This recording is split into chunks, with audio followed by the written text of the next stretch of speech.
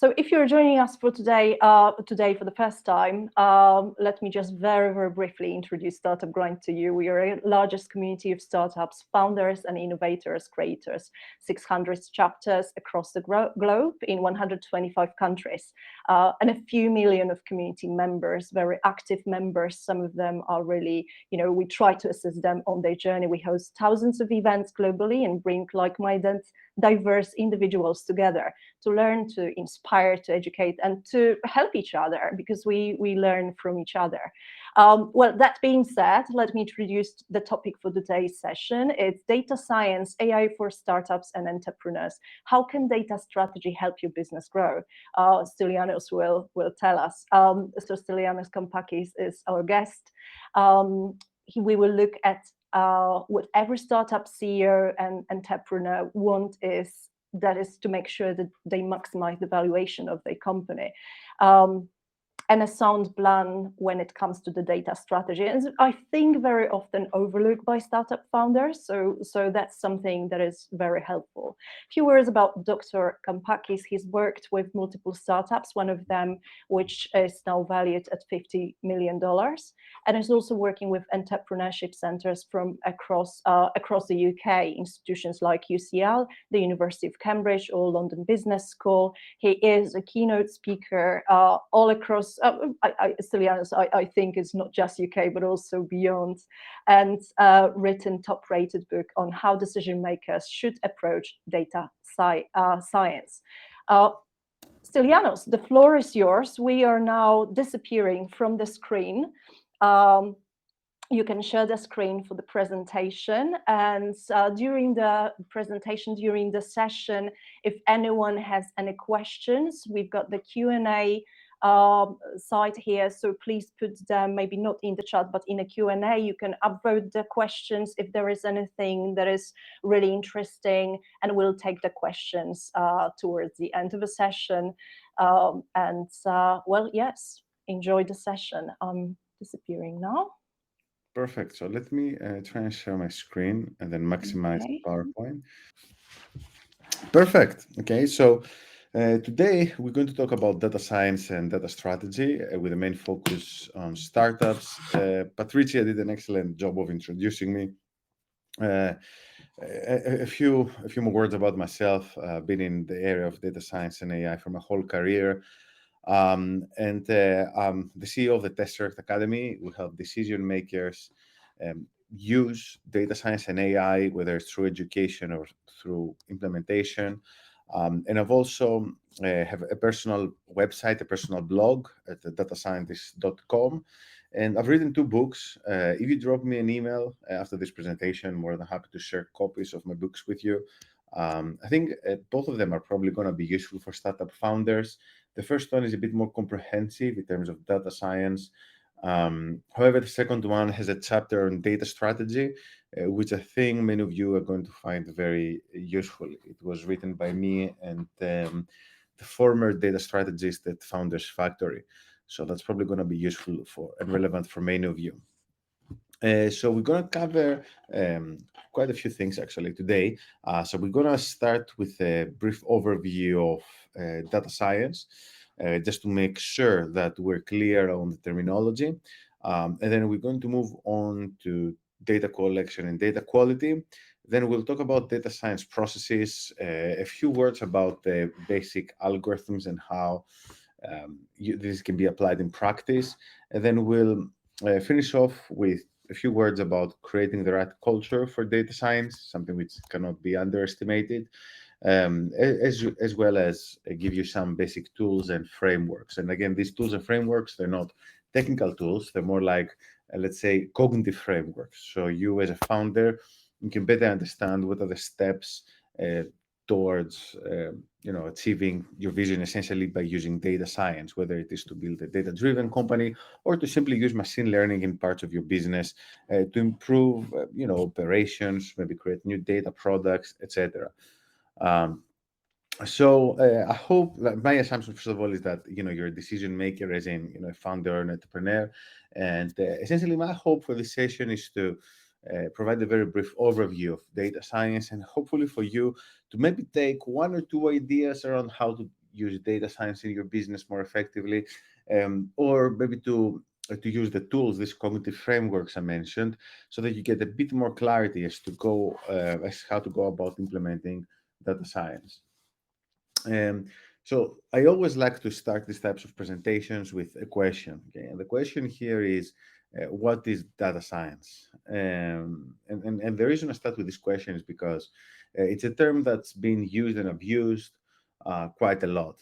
And I'd say that data science essentially refers to using data to do useful stuff. Okay, and there's a long history of mankind trying to use data for all sorts of purposes, and essentially data science is simply an umbrella term which covers many different fields at the same time. Um, when the sessions are a bit longer, we have a bit more time. I try to make them a bit more interactive, and I usually ask, "Who's this guy?" But actually, I don't know whether is there like a chat functionality. I would be curious to see if anyone can. Yes, okay, can tell me who's this guy. Does anyone know? I'm afraid we don't have any. Yeah, you're wondering. We don't have any gifts to give you or anything like that, but I would be curious if you can find out. Like for those of you who are wondering, it's Thomas Bates, who is actually buried around Old Street. Okay, who's buried around Old Street. And Bayes' theorem, it's based off of him. No pun intended. So anyway, yeah, it's just like a fun fact. So data science. So moving on, like I mentioned, that data science is multidisciplinary, and this is a graph which is a bit complicated, but I think it does a great job at summarizing what data science is about. This was created at 2012, which was probably the peak of this hype around big data and data science as a term. And now we're transitioning, I guess, towards AI being used more often as a term for these types of applications. But essentially, the term data science was created because the goal was to take many different scientific fields like machine learning, AI, statistics, which are interrelated, and then bring them under one umbrella. And the reason this happened was because there was this explosion of big data, probably in the notice towards the end of that decade. And there were all these different disciplines that were dealing with data analysis. And this explosion of data and cloud computing and social media and all that really made all these fields more important in a way, right? But the space was very fragmented. And many organizations, big companies, consultancies, universities, they started pushing the term data science as an umbrella term, which essentially tries to unify pretty much all of those things together. These differences, however, still exist, right? So you might find statisticians and machine learning practitioners, and then people working in neural computation, and these will be different categories of people. But for all intents and purposes, for the average founder, for the average entrepreneur, data science has started to become more of a unified field, which encapsulates all of these approaches. Something else which stands out in this picture is that you see an outer circle of, you see these terms: business strategy, domain knowledge, problem solving. And what all these are like what we call the soft skills of data science. And again, this goes back to the fact that data science was not, let's say, a science born in universities, was a term that was created in order to encapsulate all these different fields with a very applied focus. Okay, the focus is applications in business. And like data science, if you want to really look into its history, you could say it has a fairly long history, since you could say it officially started with the discipline of statistics 200 years ago. But these days, it's mostly synonymous with AI, machine learning, and statistics, like a combination of these areas. And then there are some other subfields, other areas that you might have heard, like data mining, computational intelligence, deep learning, which are more or less like subsets of data science. While this distinction might seem a bit academic, it's actually quite important when working with data scientists, because there are still different paths in becoming a data scientist. And if you're planning to hire someone to help you out, it's good for you to be aware of their strong and their weak points, which will largely depend on their training. Okay, now we have a fragmentation. I think again, now data science unified everything, but now we have a fragmentation of titles in the job market with terms like machine learning engineer, ML ops engineer. Data scientist, data analyst, whatever. This wasn't the case, let's say, 10 years ago. And obviously, this can be fairly confusing for a founder who wants to hire a team. And that's like a brief overview. I'll say that statistics, in general, statisticians, they are not found as often in startups. They're not as great in coding, so they usually require prepared data sets, and they're better when you care more about transparency. So you see statisticians working a lot, for example, in the medical domain. But the thing is that in many cases, in many business cases, actually statistical models can be better than machine learning models. So many of these cases can be, for example, B2C related cases, for like customer churn, forecasting, this type of thing. Machine learning is by far the most popular, let's say, technology right now in the space, which is good for predictive modeling. Deep learning is a subset of machine learning. Many companies, many startups, they think that's all they need. Again, that's quite, it really depends on your particular circumstances. And then AI is a bit of a term that's now is taking over data science. So the original AI, the original vision behind AI was that of a machine that would think, and it was based on logical rules. And now, like ChatGPT is essentially AI, like the next versions they're trying to push towards that direction. But I'd say in most cases, AI is being abused as a term. That's why you won't find many professionals using it in their resume, right? They'll say, I'm a data scientist or a machine learning engineer, not so much an AI specialist. So that's like a brief overview of data science. But when it comes down to the practicalities of it and why you should care as an entrepreneur about data science, there are many different use cases, but I'd say 90% of those cases, they fall under one of those three categories. And this is descriptive use cases, predictive, which this is traditional ML, machine learning that is, and then prescriptive, which is advanced machine learning and advanced statistical modeling. So I think other use cases are very specialized things like, I guess, creating a new version of ChatGPT and autonomous vehicles. If you resonate with this type of advanced use case, then you're most likely a PhD data scientist yourself. So probably you're not on this presentation. And usually most companies that have been running successfully for a few years, they can benefit from descriptive data science, that is dashboards, analytics. That's not too far off from the kind of things that you can do with Google Analytics, for example. But again, that's a bit trivial. And I've seen many startups and businesses getting stuck at that stage simply because they don't understand the right framework to think under to get to the next one, which is predictive and then prescriptive analytics. Whereas predictive machine learning is when you're trying to essentially make predictions, whether it's about the future, about your customers. A very good example of this being recommender systems like Amazon, Netflix, Google News, social media. They make heavy use of that systems. And then prescriptive is when you have end-to-end automation, which doesn't always apply in all businesses. So, for example, let's say hedge funds, in theory, and algorithmic trading, they use like this type of prescriptive analytics. But if you can actually do that, is very powerful, because really the history of AI is to a large extent the history of automation. Okay, and essentially the main benefit of applying data science at the predictive and the prescriptive level is automation, right? And you get to unlock demand, or to stimulate demand where it didn't exist previously. So, for example, a recommender system can increase sales by helping users discover products which they didn't know they liked. If you have a business which has a forecasting component, for example, you work with supply chains, right? So you need to make estimations around how many units you're going to need, how many sales you're going to make. again, predictive machine learning, predictive data science can make a huge difference to this. For example, last year we helped an insurance company with their claims forecasting, which was done by humans previously. But then by replacing this with an algorithm, obviously the business can scale better. Plus, you get the benefit of added accuracy. So that's like a very good guideline. Think whether it's a good idea to start with descriptive, but then, and we'll see some frameworks later on for that, you need to think how you can move on to predictive and prescriptive data science. And now we move on to data management. So data management is super important. And it's a bit of a difficult thing to do, especially in the beginning, for a few reasons.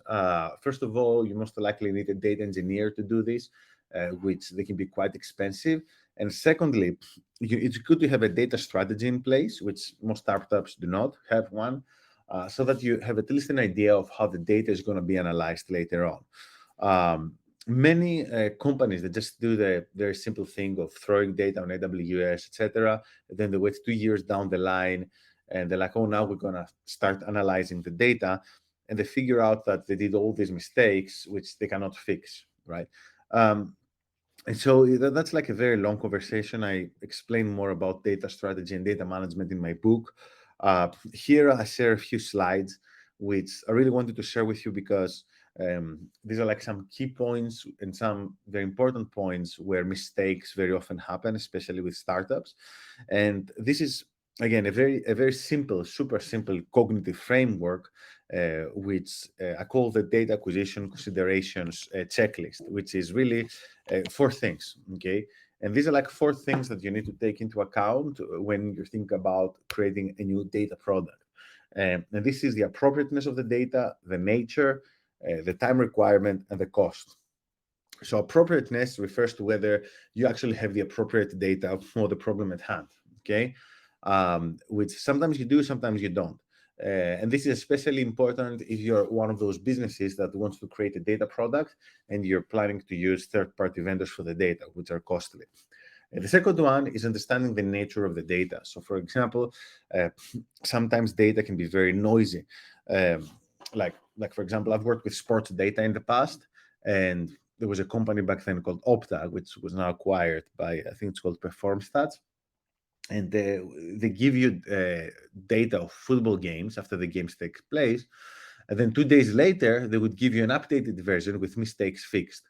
So what this tells you is that the nature of this data is that it's noisy and you need to wait 48 hours to get high quality data. And there's no way around it. Which obviously, depending on the use case, this places certain limitations on what you can or you can't do.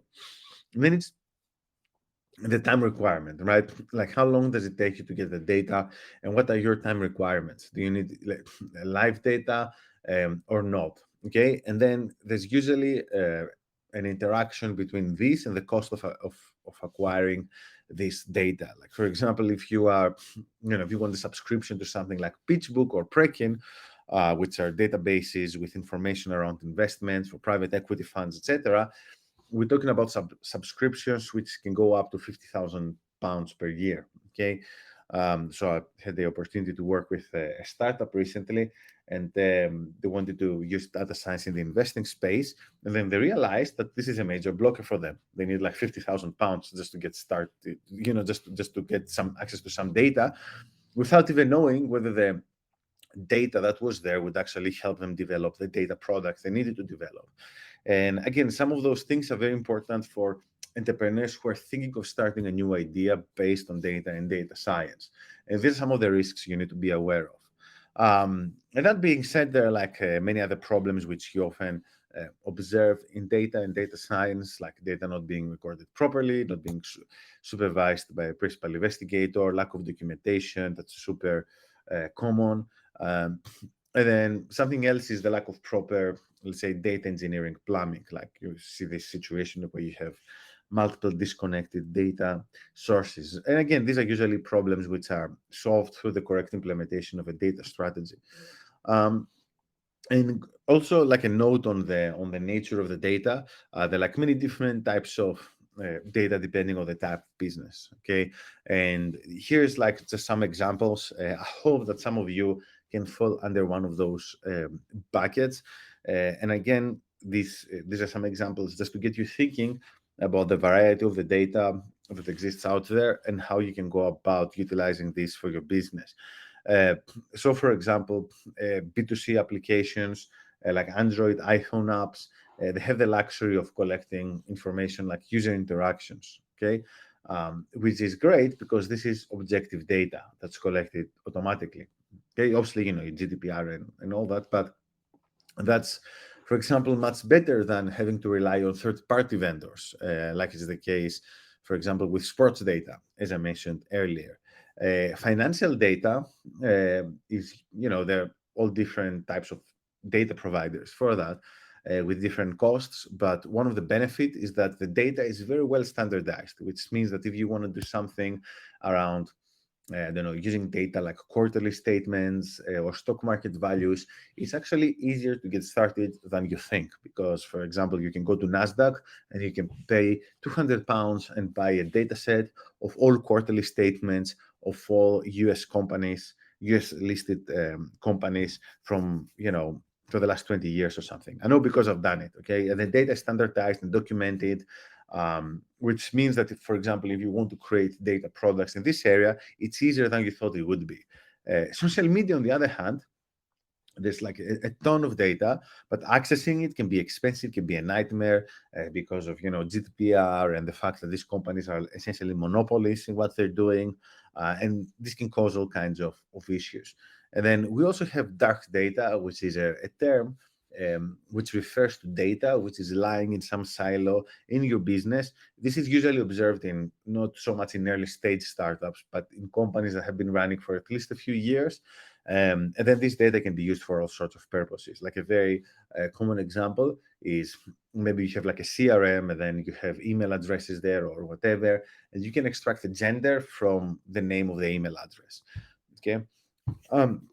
So data quality aside, the most important thing in this process is to make sure to have the right data strategy in place. It's super important to at least have a basic vision around where you're heading to, okay? And this is where some of the frameworks like CrispDM, which we'll see towards the end of the presentation, this is where they can really help you, as well as my second book, Business Models in Emerging Technologies. I have some whole chapter there with a table and some graphs and all kinds of stuff, which essentially that chapter tries to help founders shape their thoughts around what's the best data strategy for their particular case. And really, in most cases, I'd say it's about two things. One is minimizing mistakes, that's one. And then secondly is making sure that you're maximizing your valuation, because a correct implementation of a data strategy can make the vision behind the business bigger, okay, which is something that many times founders really miss. They think that data science is a bit of an afterthought. Dark data, okay, we mentioned this.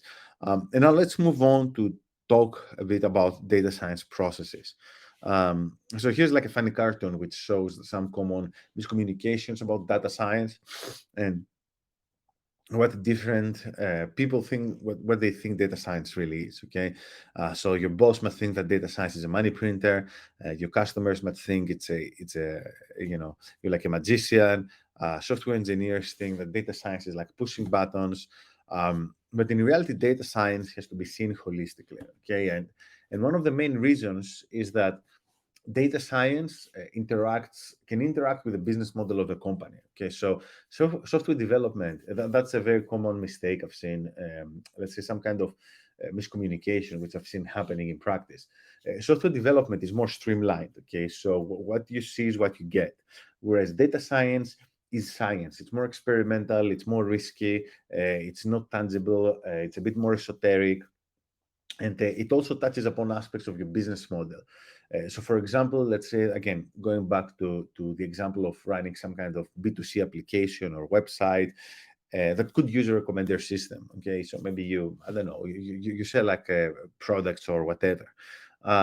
So you don't know before you execute it how well a recommender system could work on your business. But if it works well, you might see an increase in margins from, I don't know, 5% to 30%. Okay, and and this could be huge. And obviously, this is going to affect your business model. Is going to affect many things later down the line. But this will require an investment in this process without necessarily guaranteeing an outcome. And that's why data science is more complicated than software development. And that's why it's good to have processes for that. Okay, so unfortunately, there's nothing like Agile or Scrum for data science right now. There's also discussion around it. And if you go on the Tesseract Academy's website, we have some reports on that topic, but we're also planning to release a course on project management for AI, because we think that this is a very, very important topic. And so, and here's like a very simple framework to at least help guide you, the entrepreneur, as to how to interact and think about using data science in your business. So the simplest process you can work with is one that has 4 steps, okay? The first step being defining the problem, the second one being choosing the right data, then solving the problem, and then creating value through actionable insights. Okay, and the problem definition is really something that you need to do as an entrepreneur. And I've seen many projects fail or like collaborations fall apart because there's not a clear vision.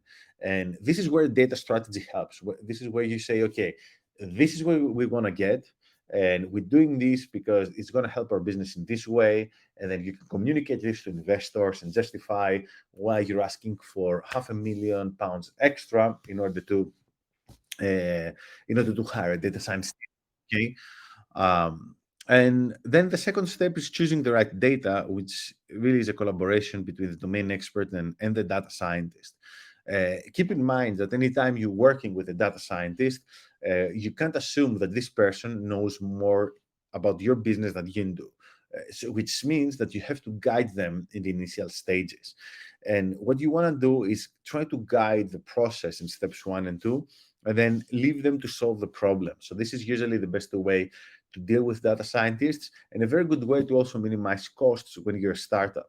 You don't want to hire someone and then spend 3 months for this person to get onboarded and understand the business. Okay, you want to focus. You want to let them focus on what they're good at, which is solving problems. And then finally, you have to create value through actionable insights, which this is something which is spelled out in more detail in Crisp DM, as we'll see later. But it goes back to essentially closing the loop and saying, look, this is the end-to-end process. What does this mean in monetary terms? How am I going to communicate this to investors? How does this affect our KPIs? Again, which is something trivial, but I've seen many mistakes happening here simply because of miscommunication, for the simple reason that founders, they can't express what they need from data science. And likewise, data scientists, they're not necessarily trained to think in this kind of way. And this is where frameworks like Crisp DM, created by IBM, can really help us define these steps. IBM developed a version 2 of this framework, but I personally prefer the first version, and I really like this figure, which for whatever reason, you can no longer find on Google. I don't know what's happening, but I had the foresight to save it on this presentation because I think it's an excellent breakdown of how to scope out a data science project. So screenshot this, or we're going to share the presentation slides with you later. But what you see here is all the steps that you have to follow in order to scope out a data science project. And what's very important in this process is that you can see whether this is something that you need to do or the data scientist needs to do. So you see that we start with isolating the business unit, and then we're going all the way to measuring actual results. And the data scientist participates in those steps in the middle, like in coding algorithms, etc. What many founders unfortunately do is they put the carriage before the horse, and then they're like, oh, they want to jump straight into encoding algorithms, which is not how you're supposed to do things.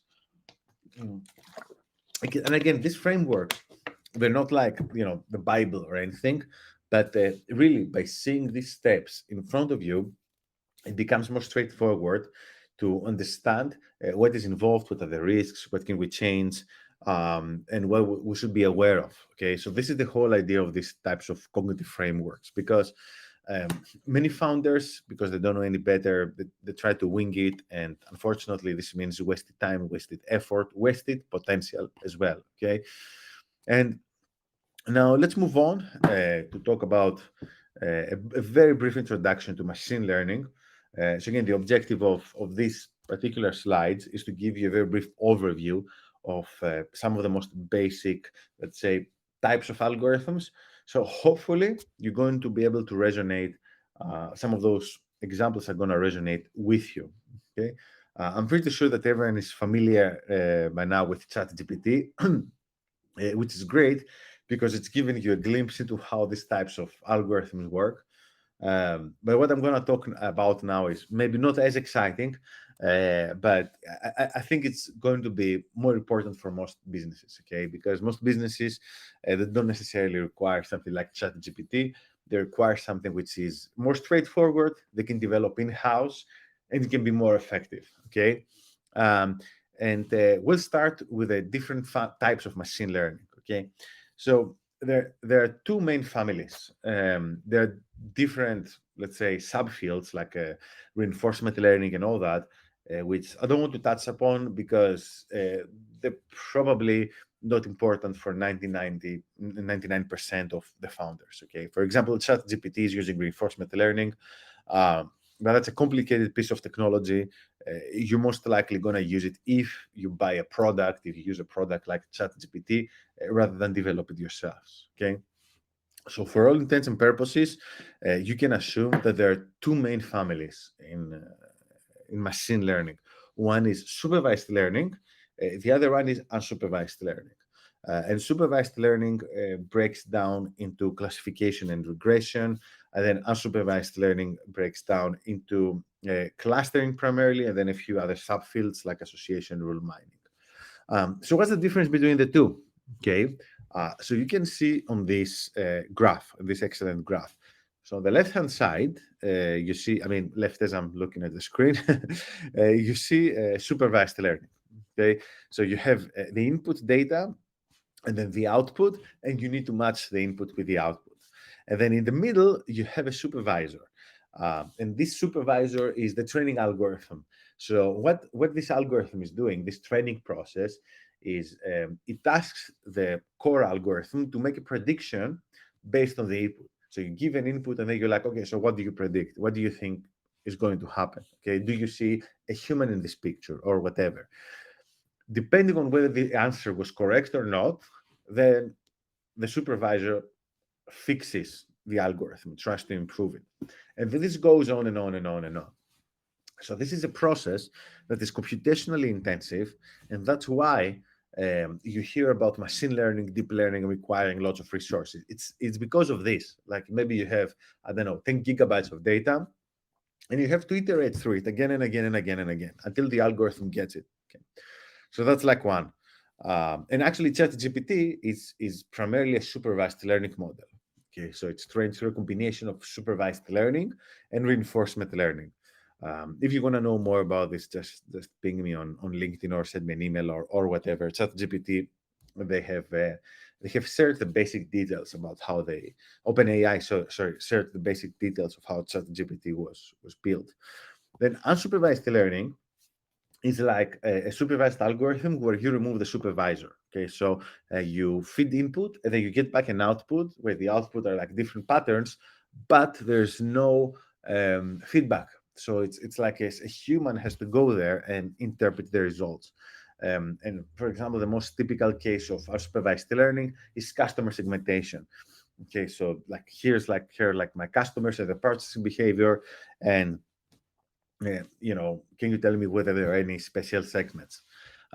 So I mentioned that supervised learning can be broken down into classification and regression. Okay, so classification essentially tries to ask the question whether something belongs in a category. Is an email spam or ham? Is this an image of an animal or not? Will a stock rise or fall?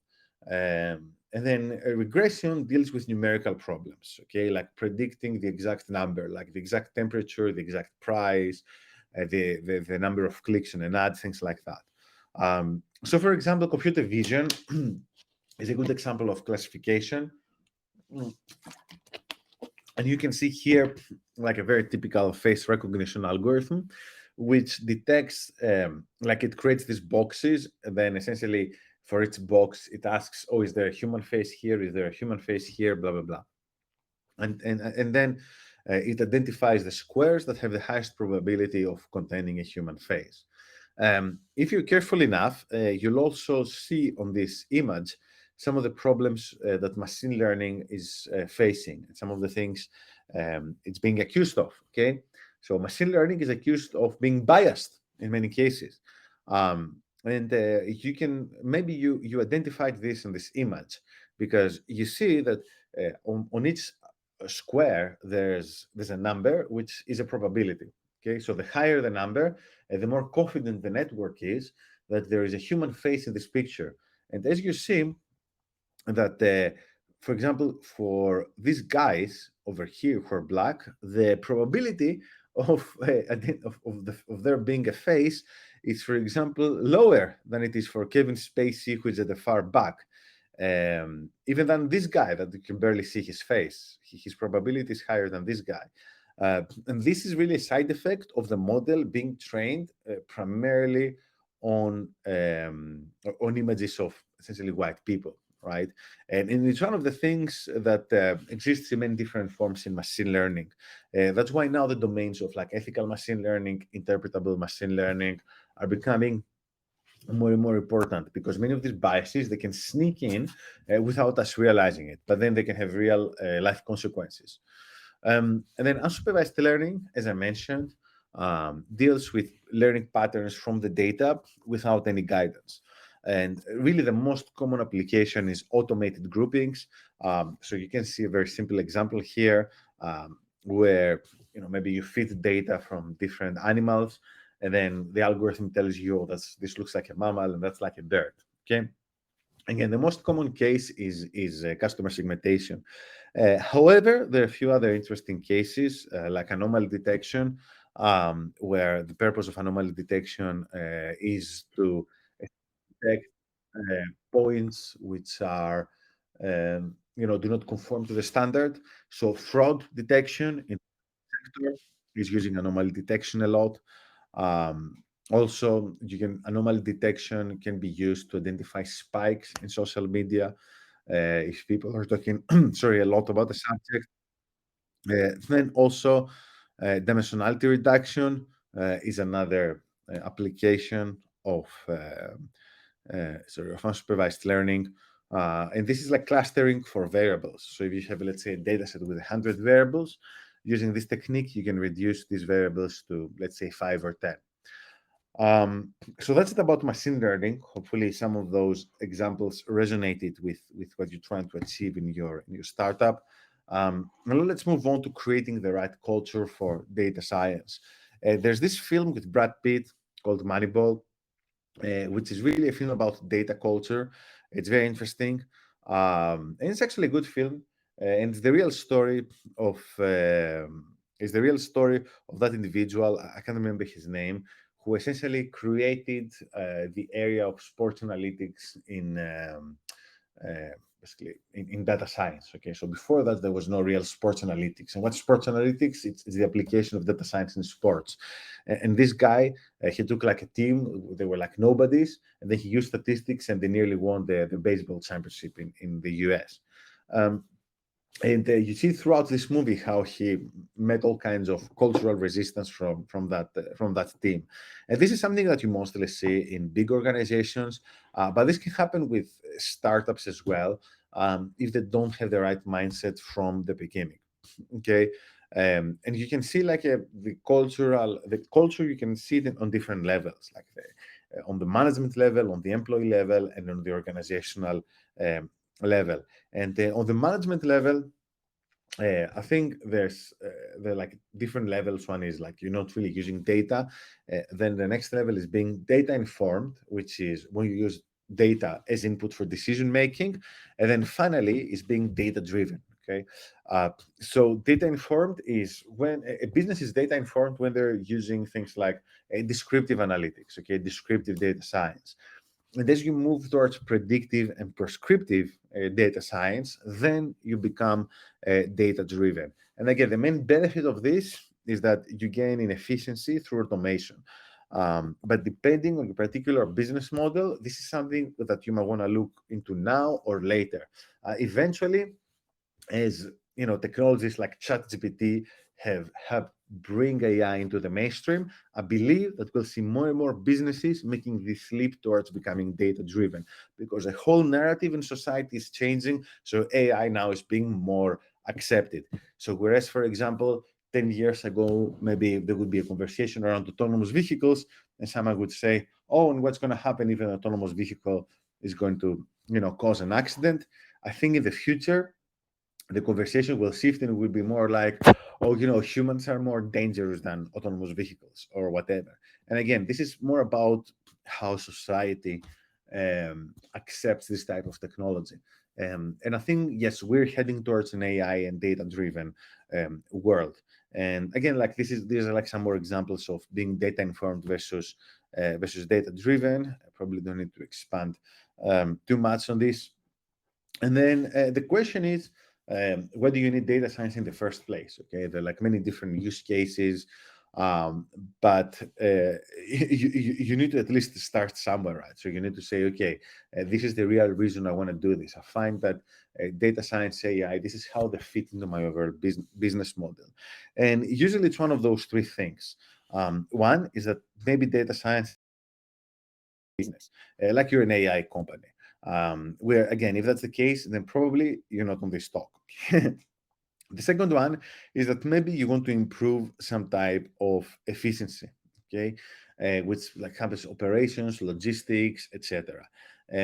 Like this is internal processes, and then it's external. Maybe you want to improve your sales, and by this I mean things like, again, adding a recommender system, super like common use case, or getting to know your customers better. Again, using things like unsupervised learning, customer segmentation, this type of thing. So I'm not saying this is an exhaustive list, but I'm trying to give you the framework to think like on a high level. So you're like, okay, yeah, maybe that's actually what I need to go for. Okay, and this goes back to also an article by Harvard Business Review talking about defensive versus offensive uses of data science. So usually, when you use data science for internal purposes, it's a defensive use, as in reduce costs. When you use it for external cases, like better understand my customers, make more sales, is an offensive use. Again, depending on your business model, depending on the fundamentals of your startup, you might want to focus on one or the other. And there are a few different ways to start in data science. I think there are two main ways. One is what I call the baby steps approach, and the other one is the use case approach. So the baby steps approach is the most common approach. It's a bit defensive, and it's usually good for organizations that are interested in data science, but data science is not a priority for them. Okay, so the idea behind this is that you start with like very small projects and all that, mostly to convince yourself that this can actually work, and hopefully you're going to get something out of it. Okay, but obviously that's a bit of a slow approach. The opposite is the use case approach. This is when you have a very specific problem and you're like, okay, I know this is going to add value to my business. I believe it can be solved. I'm going to get a data scientist and do it for me. In the process of doing this, you're probably going to fix your data pipelines, build machine learning models, try to build a more data-driven culture as everyone sees the benefit of this exercise, and so on and so forth. And many times, businesses start with the first and then end up with the second. Okay. So, and here's some starting points. First of all, if you already have data, if you don't have any data, then what you need to do is develop a data strategy. Okay, but if you have data, then it's important to map out how this is being used, what you currently have. So at least create like a one-pager. So if you hire a data scientist, tell them, look, this is what we have. Then emphasize strategy and innovation within your organization. If you have data scientists, something which is trending a lot is, regarding good behavior case, a bit of, very vague thing. But there's lots of, at least because data science is very research driven, data scientists, if you work with them, they appreciate a lot if you try to promote their work.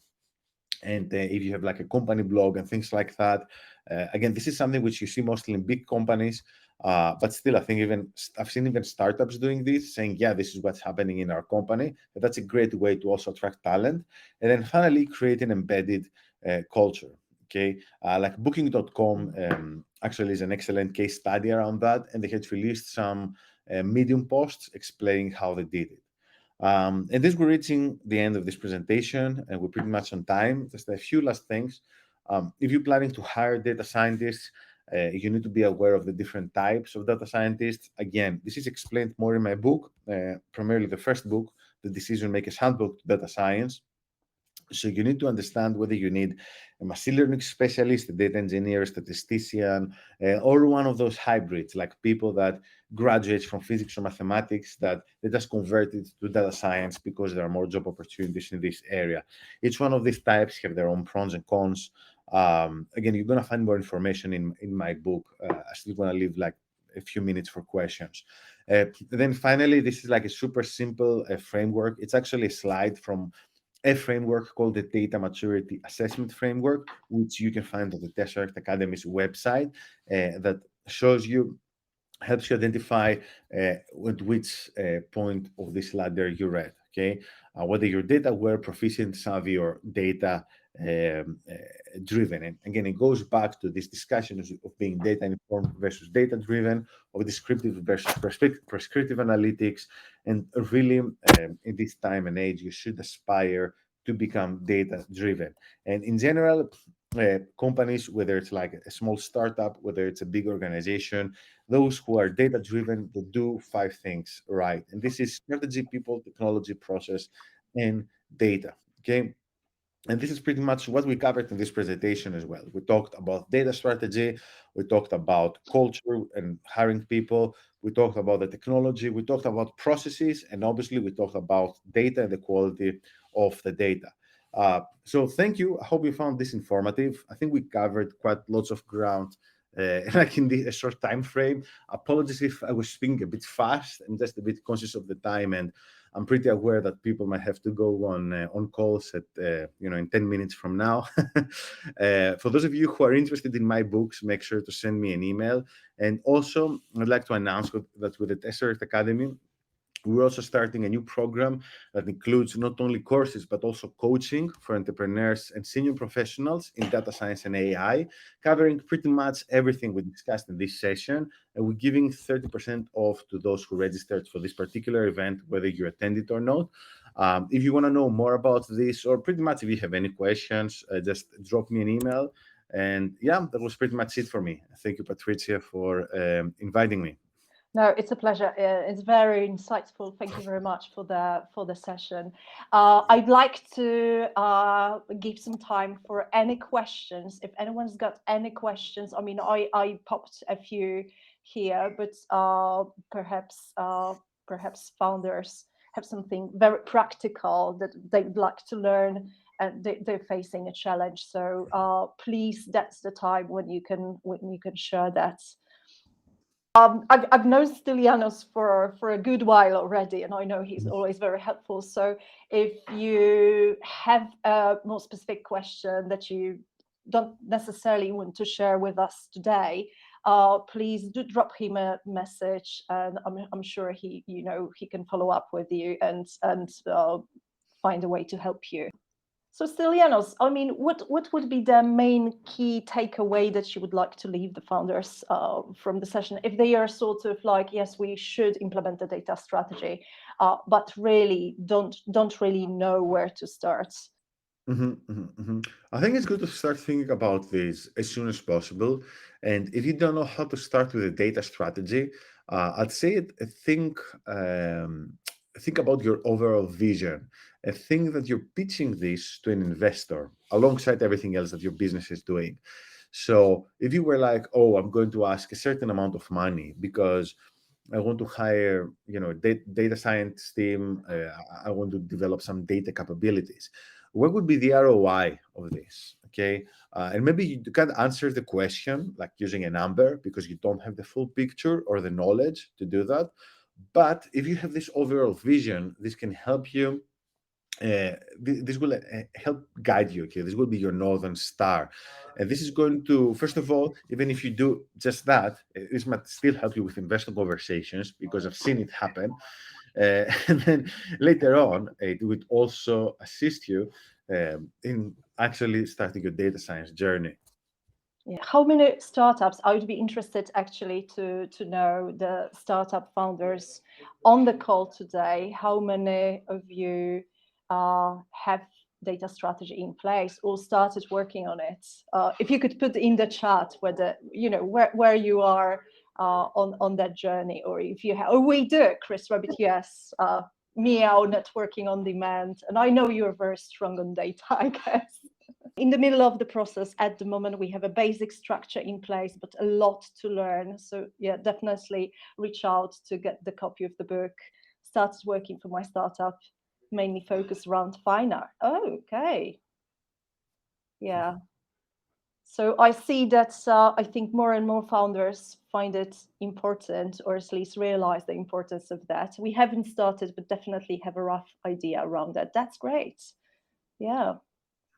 So, and I think it's like when you haven't really started, it's like probably the most challenging things and questions appear on the journey. So the farther you go, the more questions you have. So it might be that, once you start building, there might be the need for someone to answer or to signpost. Yeah. Can you suggest a good case study to read? That's a question from There are Scott. plenty in my book. Again, if you just drop me an email, there's like many case studies there. Yeah. Yeah, I mean, I've read the first book, and it's quite useful. So I would wholeheartedly recommend to anyone and a startup founder to at least have a quick read, and it will give you a good idea of what you should take into account. Stylianos, it's been a pleasure to have Likewise. you today. That's been very helpful, and I'm sure that a lot of people will follow up and reach out later with questions. I think the topic is quite broad, and it's like you said, it's hard to combine all in 1 hour. So it's just to give the idea of the things, to highlight the things that we should think about. But probably there are a lot of questions that potentially you would not be able to answer in very short time. So I'd encourage everyone to follow up with Stylianos if you'd like any challenges or any support. And thank you everyone for joining today. It's a pleasure to see you. We have another event actually next week, so I'd like to invite anyone if you'd like to join us again. And then if you're in Newcastle on the 23rd, we have an event actually on IoT technology and in person at Flow Eagle Labs. So please do join us. Stylianos, thank you very much once again. Thank you. The recording will be shared later on YouTube in a couple of days. And yeah, it's been wonderful to host you today. Thank you. Perfect. Thanks, Thank everyone. you. Bye-bye. Bye.